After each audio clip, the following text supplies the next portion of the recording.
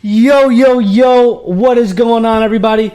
Frankie Gons here, of course. We got Chesko. What's happening, brother? Nothing much. What about you? Dude, sneaky dying right now from these allergies, if I'm being honest with you guys. You and me both. So, yeah, by the way, audience, if we sound like we're suffering from allergies... It's because we are. Yeah, and we are disgusting right now. Badly. So, just to get that out of the way, sorry and thank you for that. Sorry and thank you. But listen. I don't want to show all my cards here in the beginning of the episode, but you got to love the draft. Got to love what Joe D did. Love it. Absolutely love it. I'm so happy. I'm very optimistic. I'm cautiously optimistic, as we always say. Always. But I like the direction we went in this draft. A couple things I may disagree with, a couple things I love, but we'll get into it. But first off, we have to start with Zach Wilson. Of course. The guy, we knew it. Episode 1, go back and listen. That was always the guy. People sleep on that. There was never a doubt. People sleep. Chesko was the first analyst to actually call him out going to the Jets. Yeah, people sleep, So, but whatever. It's fine. I'm the best. I get it. But Zach Wilson was the guy. Loved everything. By the way, can we talk about how hilarious that Joe Douglas call to Zach Wilson was? Yo. Maybe the most awkward conversation I've ever heard in my life. Zach, how long have you been playing football? Yo, amazing. 7? Well, just remember, same game you've been playing your whole life. Wait. Just have fun. It's so awkward. Then you have Salo comes on. This guy, energy ball, love it. You happy? He's more happy than Zach Wilson was to be a Jet. To be honest with you, I thought the most awkward part was Woody Johnson going, I think I know more about you than my own kids. Oh, my God. So cringy, so fantastic. I love everything about it. Zach Wilson, the new quarterback of the New York Jets. Let's go. And not only that, we're helping this kid out right off the jump with some of these pieces. Oh, for sure. I mean, listen, we'll get into the football stuff, but more importantly, his suit, tremendous. Mint. Best looking guy there. Did he stand out a little bit? Did he look out of place? Some of those suits were a little insane. Sick. Kyle Pitts should have, I don't know where he's going, but he should go back. Green and yellow look doesn't work on Pitts, but the clean look that Zach Wilson had. It wasn't even his college colors. The guy went to Florida. Green and yellow. Shot. Oh. I also love Zach Wilson dapping up the fans like that. Love it. Hilarious fact. I was with a fan who didn't know much about. He knows football, but not too much. He thought Kyle Pitts was Trey Lance. He's like, this guy's from North Dakota, right? North Dakota. I'm like, that's not even the guy. I don't know why he's wearing. Oh, because of the green and yellow suit. Yeah, I was like, this guy's not even. I don't even know what this guy's doing. I don't know, but Zach Wilson, clean cut, best suit there, I'd say. Him and Devontae Smith had a nice suit too. Devontae Smith, very nice suit. Yep. So, but besides the whole suit aspect, sorry. Thanks. Yeah. So, I love what Zach Wilson is doing. I love everything about it. Love how the Jets are building this team. Joe Douglas is building this team the right way. Then not only did he did that, he moved up in the draft and got a guy like AVT, Elijah Vera Tucker. Good move. Some people say he was the last short thing at offensive line. Would it have been the move I would have made? Probably not. And I'll get into that. But I like it. Build the left side. His blind side is protected now. 2 guarantees. Becton, AVT. We go from there. Just run it to the left side. Run it to the left 10 side. plays. Yeah, just do it. Yeah. He'll be fine. At least Wilson, when people come and attack him, he'll see it right in front of his face. So he won't die. He's a little skinny too, Zach Wilson. He's got to put on a little weight there. No, he's perfect. He's beautiful as he is. He's got to put on a little weight. He's got to get those legs a little beefier. He's going to get hit a lot. He don't have the perfect offensive line like he did at BYU, but I think he's going to be all right. He has all the tools, and they're going to protect him. Play action, easy passes. We spoke about this already. It's going to be, I think, a very smooth transition from him from college just because they're going to make it easy for him. As Salah would say, he's like, in his opinion, it's the best offense in the world. Do I agree with it? No. But I'm happy to hear it, and I hope it stays that way. And I'm very excited to see where this goes with this team. Oh, of course. But hold on, I want to hear, so why you didn't love the trade-up aspect to get AVT, or would you say you would rather them drafted someone else? Okay, so they traded the 23rd pick, 66th pick, and 86th pick for the 14th pick and the 146th pick, right? If they would have stayed where they were at 23, they would have had the Vikings pick. Who would the Vikings get? Darisaw to right tackle, starting right tackle, probably off the bat, right? 66, who was there? Brady Christensen, his teammate from BYU, a guy who played tackle. He could slip right into guard and play right now. 86, who got drafted? Wyatt Davis, guard, Ohio State. Another guy you plug and play right now. You could have fixed the whole offensive line. Granted, who knows, all 3 would have worked out. But let's say 2 out of 3 worked out. That's 2 pieces in the offensive line filled instead of 1 with AVT. That's just me. What I would have done: kept the capital, brought guys in. But at the same time, I get the NFL how it works. You're not going to bring all these guys into camp and sign them all to the team. And so there's a lot of moving parts to this. I get that, but I would have liked them to stay and just get a lot of offensive. I'm a trench guy. Get me as many guys in trenches as you can get, offensive line and defensive line. You know, so I'll say this. So, like, obviously, like as we said in the first episode, Francesco knows more about the film, breaking down these guys. I'm more of the fan that, like, you know, I'm a Jet fan. Obviously, die hard. I'm not really diving into a ton of this college football stuff. So, in my opinion, if Joe Douglas, who I have all the faith in, if he's trading up, especially for an O lineman, I'm all in on that. I'm totally. Right. It's weird for me to say, but I'm trusting his management and coaching staff, and that's why I love the pick. Because if they are showing that much confidence, and if Joe Douglas is sticking his neck out that much for a guy where you're giving up that much draft capital to move up that much, I'm all in on it, and I just hope that he's right. And I think it's a little bit of both things, what I just said. I think he wants to bring in a guy who's a guarantee. He played tackle in college. They could maybe put him out the right tackle. I think he's going to be more of a guard in the NFL, as most people predict. Right. Which is fine. A guarantee guard. Some predict him to be a Pro Bowler. At minimum, a quality start in this league. I get it. He's a guarantee. And some people say the last guarantee at the offensive line position. But you could have brought in 3 guys for that. I thought Darisaw was just as good as AVT personally. Christensen, I think, could be a solid guard in this league, maybe even a right tackle. And Wyatt Davis was a stud at Ohio State. He could have played guard too. He slipped because he got hurt. I think they could have done more. They could have got more pieces, but at the same time, I get it. You can't bring in 9 guys and sign 7, 8 of them. You can't. You can't do it. Some guys are going to get cut. You have to. It's just the way the NFL works with rookie contracts and all that. So I do get it. At the same time, I'm happy with AVT. I'm happy with Zach Wilson. I like the 2 building blocks. And 2021 isn't our year anyway. We have another year to build. I think 2022 is going to be our year to take that next step. I think this is a building block year. Definitely a building block year. That's why I hate when I see predictions already. Not even the season yet, I see predictions. Oh, Jets go 6-10, 7-9. We are way too early in the game, and wins don't even matter for the Jets. I care less how many wins we have. I just want to see production at different positions. Offensive line, defensive line, linebackers, everything. I want to see it all. I want to see growth. I don't care about wins. I want to see growth. I want to see potential. Because this is our year anyway. Next year, we have 2 first-rounders, 2 second-rounders.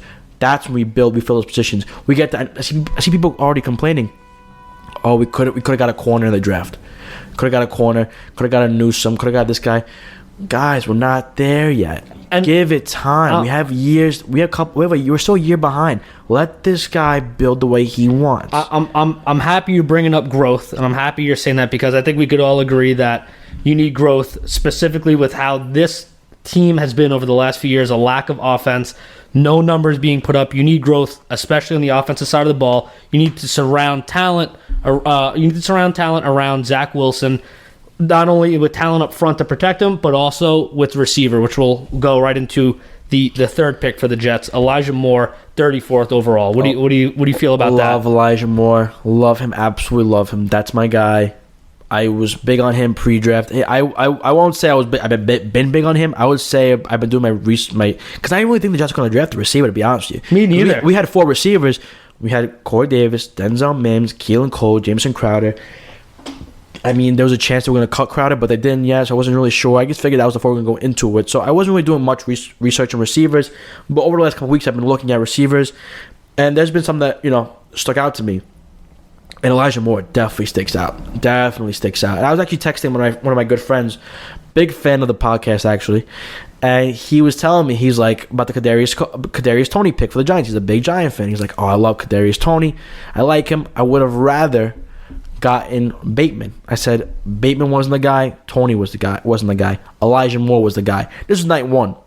I didn't think the Jets going to draft. I didn't think for a second the Jets were going to draft him at 34. I thought they were going to draft a corner, maybe move back. There was talk about a lot of interest at 34. And then I saw Elijah Moore. I'm like, oh, there goes Jameson Crowder. He's going to get cut tomorrow. Soon he's going to get cut for sure because no room for all these receivers. That takes $10 million in cap space, which I think they'll address corner with. A lot of moving parts here. I like what Joe Douglas is doing, but Elijah Moore's a stud. So I had 2 questions I wanted to ask you, and I think you kind of answered the first one where it's like, what happens now to Jamison Crowder with this kind of move? Oh, he's got to get cut. You think so? We just signed Keelan Cole, Denzel Mims, the future of this team. We just gave Corey Davis a contract. We're going to save that $10 million or so in cap space, and I think we're going to address corner with that money. Yep, that makes sense. And then the other question I had, or maybe it's not a question, maybe an observation, I just want your opinion on it. It's where I know in a few episodes ago, I was very big on Curtis Samuel. Bring in Curtis Samuel.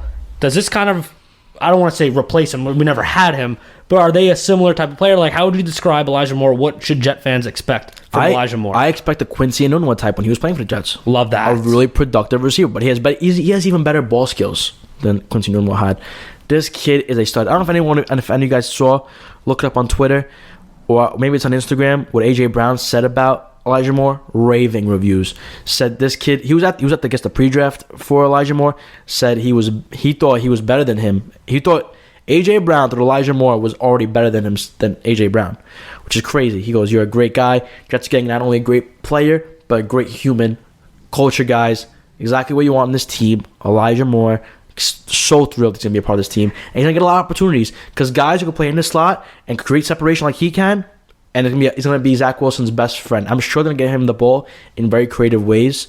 I'm very excited for what they're going to do with this team. Yeah, from what I heard, I think they were saying like he is a big home run threat as well. Has a lot of speed. Small guy, 5'9", $175.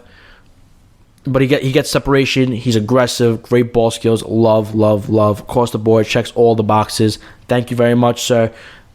I'm very happy about it. Love that. And just last thing about the AJ Brown thing, it's like two things that stuck out to me. He was like crying in that video. AJ Brown was the first I was gonna say was so emotional. You could tell was genuinely happy for someone. So you love a person like that. Yeah. But what I loved the most was AJ Brown was saying like, "Yo, I'm still learning stuff from you, and you're still in college." Like if AJ Brown is learning from him, that's sick. Right. So I'm thrilled about the pick. I think that's a great pick. I love it to help me out. I love that the focus was helping out the new quarterback. It's very refreshing. McCagnon didn't draft any guys. No. I think that Joe Douglas drafted more offensive guys in this one draft than McCagnon did in this whole run with the Jets. Oh my God, unbelievable. It was unbelievable. And obviously, I guess that'll transition right to the next one because, hell yeah, more offense. We got Michael Carter with the next pick, running back. Loved him. If you guys saw our pre-draft mocks, he was exactly where I picked him. I mean, I had him at 86 before we traded it. But I liked him. I wanted the Jets to get him. Dynamic back. More of a scat back. I think he'll be like, maybe a first and second down back. But in that offense, we know how the 49ers ran the ball. Zone scheme, multiple running backs, Mostert, Coleman, who's out the Jets. They used 3 different backs. Burrito was in the mix when he was there. They used different backs. I think it's going to be a great kind of back. Separate, different from Coleman. Dynamic. I'm very excited for what they're going to do with this team. I absolutely love Michael Carter pick. 2 dynamic weapons for Zach Wilson on this team. Thrilled. Love it. Let's go from here. I agree. And one question I have also, right, I'm just curious what your opinion of it is. We have right now, correct me if I'm wrong, Ty Johnson, obviously Michael Carter we just brought in, LaMichael Pirine, Coleman. Are any of those guys the odd man out? Are they going to run 4 running backs? Because like you said, LaFleur likes to have multiple. I do not see Pirine making this team. I don't know if Joe Douglas is going to walk away. Is it his guy? I just don't see it. I don't see him making this team. I think that's you got to take your chops on that one. Because Ty Johnson more of a power back. Coleman's just brought in, so Coleman's an all around back, and Michael Carter is a scat back. He's a small guy. I see him kind of like a Clyde Edwards-Helaire type.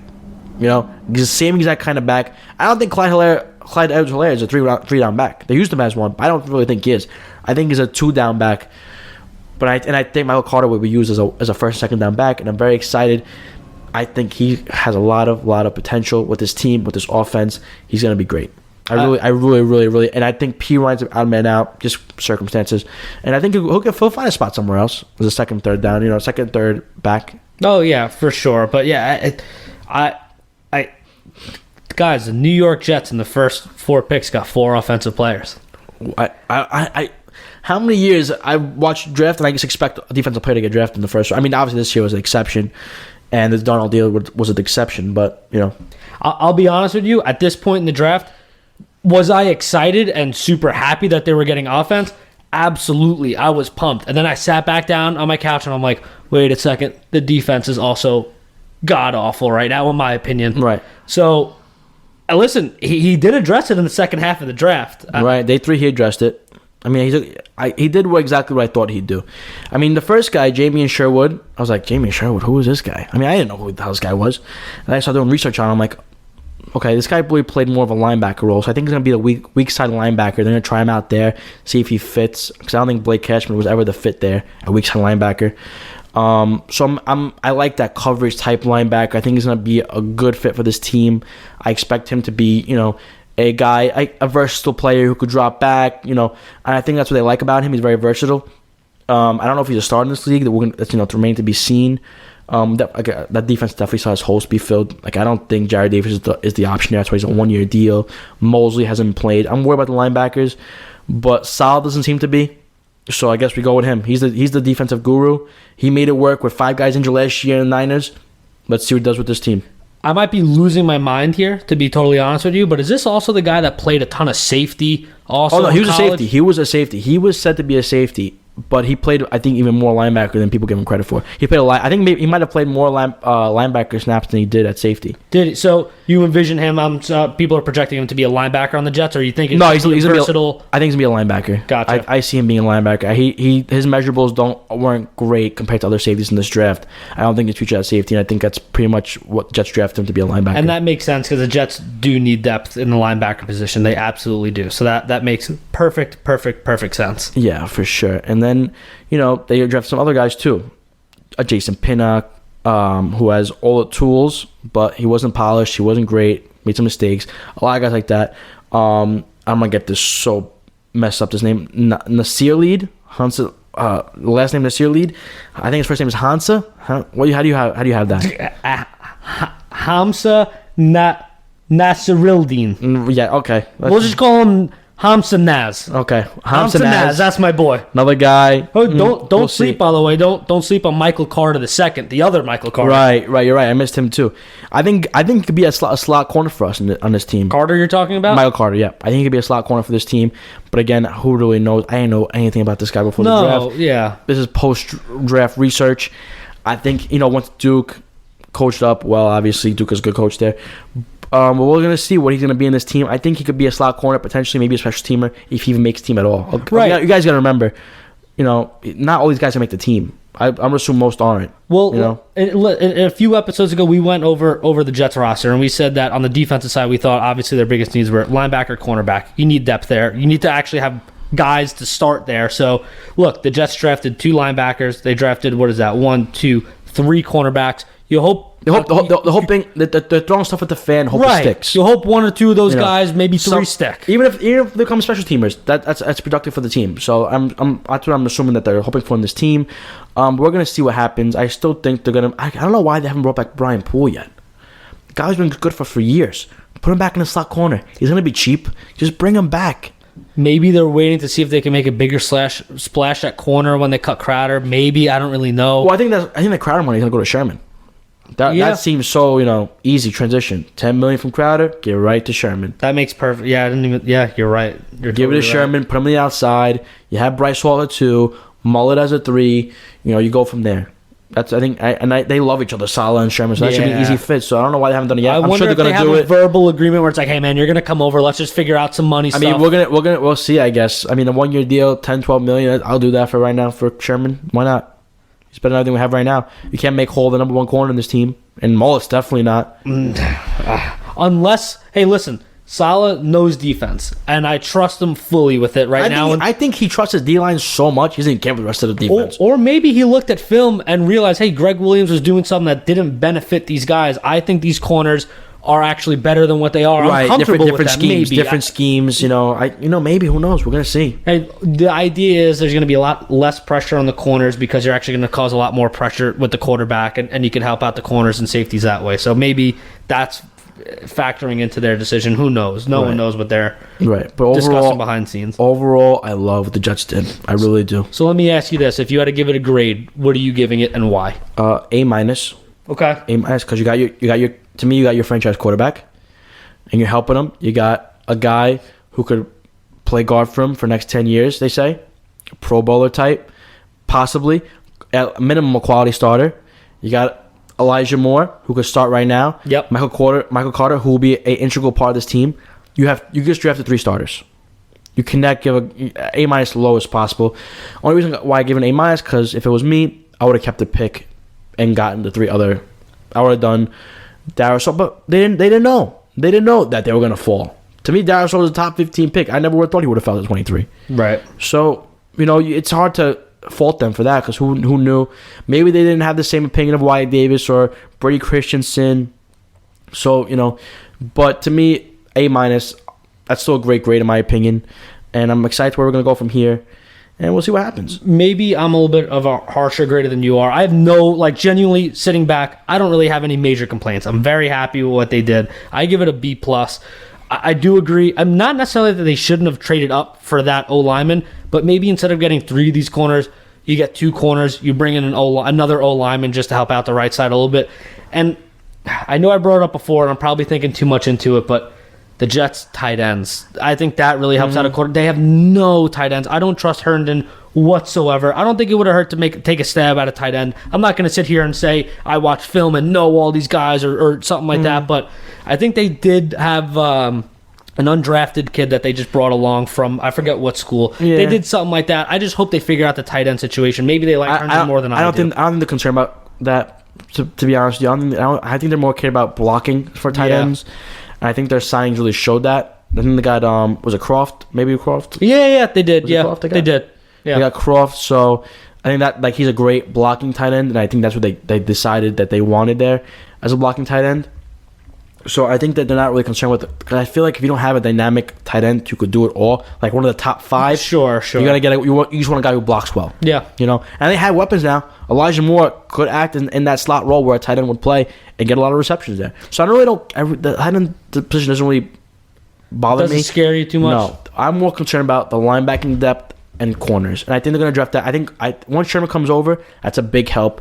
Maybe this kid Michael Carter II will develop into a slot corner, and then sort of our problems will be kind of addressed. But again, Jets fans, we're not there yet. We're still a year away. This is just partially, we these are great building blocks, but we're not there yet. And we're going to get there. And I have faith in Saleh and Douglas and LaFleur and everything. We're going to get there. I'm really happy where we're at right now. Oh, for sure. 100%. I think you hit the nail right on the head. I couldn't agree more. Yep. And, we're going to see what happens. I mean, other teams in this league made moves too. I mean, we're going to see. And I'm kind of scared. You see, the Bears took Fields. They had Tevin Jenkins, 2 guys, who had a lot of potential. And I'm scared, what if they're the guys? Just as a Jets fan, I get a little paranoid. What if they made the right moves and we made the wrong ones? It's also the team that drafted Mitch Trubisky, Ryan Pace, and Nagy, and, so maybe not. But I'm just what if that's the right move? I'll say this, taking a step back from just looking I love Tevin stjenkins. I wouldn't mind the Jets staying at 23 and grabbing him either. Really? Or at 34 with Elijah Moore, instead of Elijah Moore. But, I mean, I get it. You're not going to take 2 off the line back-to-back, but... I guess just taking a step back from looking at it from just the eyes of a Jet fan, I have to say the draft this year was electric. I loved it. What comes to mind also, now I'm really thinking back on what could have happened. What if the Jets would have stayed at 23, taken Greg Newsome, 34, taken Tevin Jenkins, who was there. By the way, that was my mock draft, exactly as I had it. And then taking another guard in Wyatt Davis or Brady Christensen. Imagine that. Then you address corner. Then you wouldn't have Elijah Moore. So I guess you always robbing Peter to pay Paul, and that is just my head rambling now. The wheels are turning. The Chesco wheels are turning. But who's to know? Who's to know? But I do love Newsome. I think the Browns made a phenomenal pick at 26 with him. He's gonna be a stud. And I also like what a lot of people are killing the Bengals for not taking Penny Sewell, but you got Jamar Chase, man. You got Jamar. I mean, he's gonna throw it up a lot of times and get killed again. But you got Jamar Chase. He'll just get another surgery on his other knee. I guess so. But Jamar Chase. All jokes aside, I hope that does not happen. But who draft I really loved, and I hate that I'm saying this. Miami, man, they just killed it. They killed the draft. You know why? They built the trenches too. They got a stud safety in Holland. They just got Eichenberg, stud tackle from Notre Dame. They got Jalen Phillips, stud D lineman from Miami. You know whose draft I did love from a Jets perspective? I loved. Give me the Patriots, man. Mac Jones walking up he looked like a freaking nerd. I loved it. But you know who else looked like a nerd? Tom Brady. So hopefully it's not that kind of nerd. Listen, but man, Mac Jones just looked like a dweeb. That has me weary, man. I feel like Belichick knows something we don't. There's a picture. going around on Twitter of just Mac Jones' pro day, and you see Belichick and Seymour and who's the third guy? Oh, McDaniels with a smile from ear to ear, just like, this is the fucking guy. Yeah, but then you see him. Did you physically see him walking up the stage? I don't care. He's gonna kill us. I know it. Somehow this guy's gonna make our lives miserable. No, absolutely. This guy looks like an accountant at my day job, walking into the hallway to tell his boss that he saved a couple bucks in accounting. Listen, with Belichick, you gotta think at all times he knows something that we don't. Not this time. Not with Mac Jones. That's We'll what see. I'm telling myself. You know what? You know who knows something that we don't? Robert Saleh and Joe Douglas. It's not Bill's game anymore. It's not his show. He's done. Bill's done. Bring in Saleh. You know what? Yeah. This might be a hot take, but a little Jets bias, of course, naturally. Zach Wilson's gonna be Offensive Rookie of the Year, not Trevor Lawrence. You know why? Because the Jaguars screwed up this draft taking ETN. They screwed up this draft. Oh, they screwed up this draft. Forget it. How do you not get this guy a weapon from the receiver? ETN, I get his Cox teammate. They are gonna. Chark is his only option on the outside. Who else is there over there that could really trust? No one. No one over there. I think in the Offensive Rookie of the Year, so far, actually Wilson is 7-1 right now. Lawrence is 3-1. He's the favorite. Fields and Lance 11-2 odds. Mac Jones 7-1 with Wilson. I'm telling you, I like that Wilson number 7-1 chance. It's not. I don't think it's gonna be Lawrence. I know a lot of people love Lawrence because it's just easy. It's the easy pick. Trevor Lawrence, generational talent. No, I think it's gonna be Zach Wilson. Watch this. Watch what happens. Well, I got to ask you this. This is going to come out of left field a little bit. I know we talked about running back before. It slipped my mind. I want to bring it up again. Jaguars brought in, I always botch his name. ETN. Are people forgetting that they had Robinson last year? Is he getting a smack in the face, getting thrown out the door? They say he's gonna be a third down back there. But so I read something from a source that I don't want to name, but I have a lot of faith in him. Said, hey, and he wasn't saying that there were reports of this. He wasn't saying there were conversation, but he said, hey, something to keep an eye on. Maybe Robinson to the Jets if he knows I'm not the guy anymore. You put up numbers like he has. Why don't you want to? Why would you want to stay there? I don't see Douglas trading for a running back ever. But if you get something, no, you're right. They're gonna get more. They're gonna get more. I mean, I'm not a big running back guy. You're right. I don't believe in these running backs. You look at the value the Jets got as a 4th rounder, Michael Carter. I know. Look at the Steelers. They got Najee Harris in the 1st round. I have to bring myself back. They're getting crushed across Football Analysts everywhere. I'm never going to be the guy to say, oh, draft a running back in the 1st round on top of the 2nd. No. You know what? I got excited. That's my fault. I didn't want Javonte Williams. I don't like these kind of players. No. Keep him. Michael Carter will definitely play as a 4th round pick. He's going to get his. I'm not worried about with the Jets running back situation. I'm more worried about the defense side. But Sal doesn't seem to be. So, you know what? And I love Carl Lawson. He's going to make up a big part of that. Sheldon Rankins, Vinny Curry. Not to mention we still have Hugh Fadakasi and the accountant, John Franklin Myers. The best. Love it. Love the doing defensive line. Sneaky 2 accountant references this episode. I love that. Best. But, yeah, I'm excited for what this Jets team's going to... Again, we're not there yet, but I'm excited. I think Jets could, play teams hard. That's all you could ask for. Play teams hard. It's not going to be the easy game on the schedule. That's all you hope. Where a team looks at the Jets and says, all right, no, we got to fight this game. Take a page out of the Giants book. They're going to win a lot of games? No, but they played every team hard. Yeah. Got to give them credit for that. And that's all you could ask for with the Jets this year. And I think that's exactly what they're going to be. I think 2022 is going to be our year, for sure. I have full confidence. We're going to go, and we're going to get beat by Mahomes like beats everybody else. But it'll be a fun year.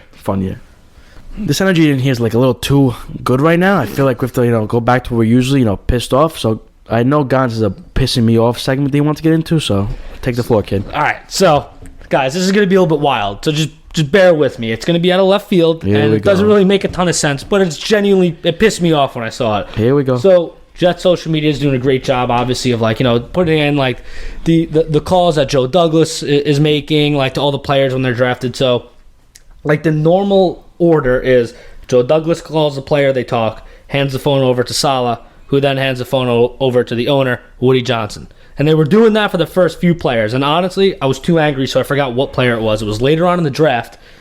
They do the same order, and then for the last 3 seconds, who else do they put on the phone? They put Chris Johnson on the phone as the other owner. And he was like, hey, man, we're excited to have you, and hung up the phone. And in my opinion, it's you know what, Chris? I want you gone. I'm over you. I'm done with you. You were the face of the franchise for arguably the worst couple years that they've ever had in their history. I don't want you talking to the players. I don't want you near the players. I don't want you in the meetings. And if you are, I don't want to see it. I want you gone. I'm done with you. I'm over you. It's at the point now, I never thought I'd ever say this. Just give me Woody back 100%. All in on Woody. The most minuscule things, man. That's what bothers you. I saw Chris Johnson and you know what it was? It reminded me of he who shall not be named, but shall name Adam Gase. I see Chris Johnson, I look at Adam Gase, and I'm trying to turn the page, and I see them, and it pisses me off. But we have Robert Saleh and Joe Douglas. I'm okay now. Oh, my God. Random rant. I'm sorry, guys. I had to get it out. I'm happy you got off your chest. I'm happy. I'm happy you're happy. This is therapeutic for everybody involved. Those listening and those talking. Sure. I think that pretty much wraps up our show today. Love that. A lot of good energy. Obviously, we went through a lot of good stuff with the Jets. Exciting times. We keep on saying it, but we're going to reiterate it. Feedback. DM us, Twitter, Instagram, YouTube. Let us know what you think. At Jets Banter in all of those social media accounts.